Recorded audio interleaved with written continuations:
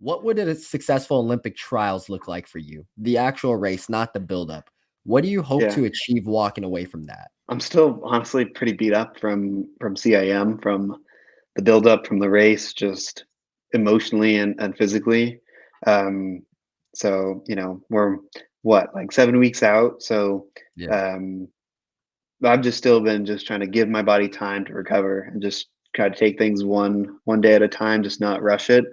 Um, but kind of for me, like going through the buildup for CAM was just such a,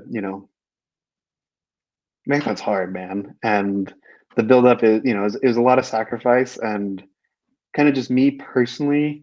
Because I built up and I got like within 2 weeks of LA, and then I started getting this pain in my femur, and I pulled the plug, and so it was not kind of just me, doing the training, but it was my wife, like I said before, sacrificing the time that I was running, and then we had the second build up, and I'm crabby because I'm running as hard as I can, and she's doing everything she can just for me. So it was just a big sacrifice. And then kind of after the race, it kind of clicked because we kind of went through the whole motion, the whole, sacrifice, sacrifice, sacrifice, and no reward on the first one.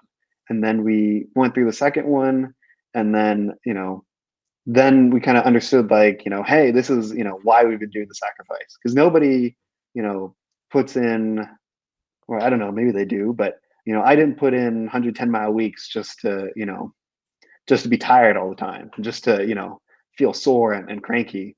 um, so that's kind of where I'm at right now. I want to try to stay big picture of just like, you know it's cost a lot to get here, and it's something that I really want to do. And so I want to, any marathon that I do, I want to just represent myself, the best way I can. And just, I don't want to do things, half-hearted. I don't want to, come and just run the race just to run it. And if that means, I'm going after a PR, if that means that, whatever, it's a hot day, I'm not feeling good, as long as I can be proud of the effort that I'm putting out, that's kind of what I want. So I guess I'm still recalibrating because I didn't think I'd run 2:14 at CIM. And so, just trying to put in perspective of kind of what I did, why I did it, and, just resetting for a new goal. But, that's where I am. I'm also just still haven't run since CIM, to be honest. Body's just worn out. Legs are still, just walking my dogs around the neighborhood. I'm just like, you know what? They're not ready yet.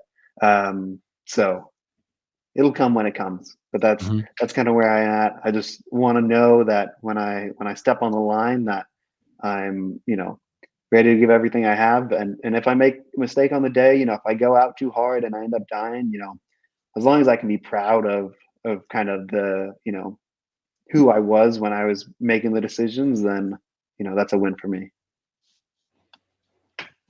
Yeah, I that definitely was just didn't give you a short answer there at all, but no, I love that because this is going back to the start of the episode when I said he's well spoken. I'll shock you 23. Like that was a very vulnerable answer. And Yeah. like that was a very grown man answer. Very thanks, honest. guys. Yeah, Thanks, guys. I mean, and it goes back to what you just said, Mark. Doing what works for you. It's Yeah. everybody reacts to these things, especially when you're talking about debuts, especially when you're,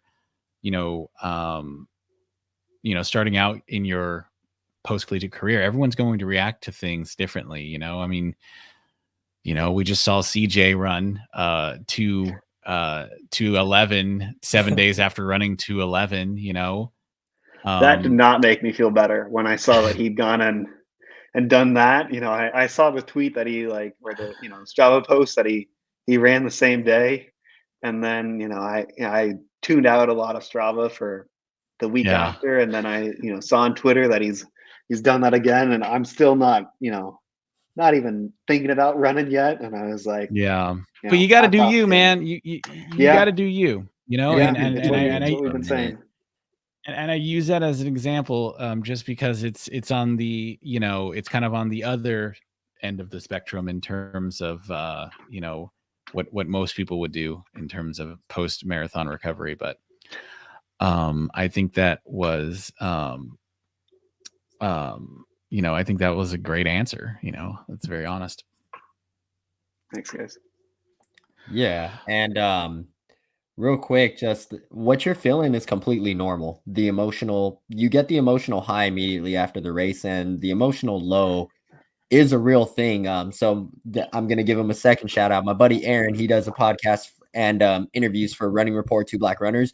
He actually interviewed Jakob at the Sound Running 5K, which was I think his first outdoor track meet back from the Olympics.